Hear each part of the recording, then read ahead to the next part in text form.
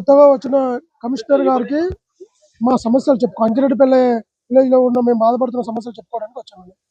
దాని క్రషర్లు ఒక 20 సంవత్సరాల నుంచి క్రషర్ల వల్ల మా రోడ్డు ఎప్పుడు వేసినా కొట్టుకుపోతుంది, ఉండట్లే. అధిక లోడ్లతో వెళ్ళే బండ్ల వల్ల రోడ్లు డ్యామేజ్ అవుతున్నాయి. చిన్న పిల్లలు, పుట్టిన పిల్లల నుంచి కూడా అస్తమా లాంటి రోగాలు వచ్చి హాస్పిటల్లో పాలవుతున్నారు. ఈ సమస్య మీద వినతి పత్రం అన్న. ఇప్పుడు క్రషర్ల వల్ల ప్రాబ్లం వస్తుందని అంటున్నారు కదా, ఆ రాయిపొడి గానీ, బర్మల్ వేటు గానీ, వీటి వల్ల ఇల్లు క్రాక్లు వస్తున్నాయి అంటారు కదా. ఇది గ్రామం చెందిన వాళ్ళు, అంకిరెడ్డిపల్లి గ్రామానికి చెందిన వాళ్ళు ఇంత ముందు చాలా సార్లు సమస్య పెద్దతో తీసుకుపోయారు. మరి ఇక్కడ ఉన్న లోకల్ లీడరే సపోర్ట్ ఇస్తూ వాళ్ళ తాను 5వ 10వ తీసుకొని వదిలేస్తున్నట్టు సమాచారం ఉందన్న మాకు. ఇక అది అధికారులకే తెలియాలి, మా వరకు విలేజర్లకు అయితే అలాంటి సమస్య అవుతుందని. మరి గవర్నమెంట్ ఎందుకు పట్టించుకోలేదన్న మీకు ఇంత సమస్య ఉంటే? తెలియదు.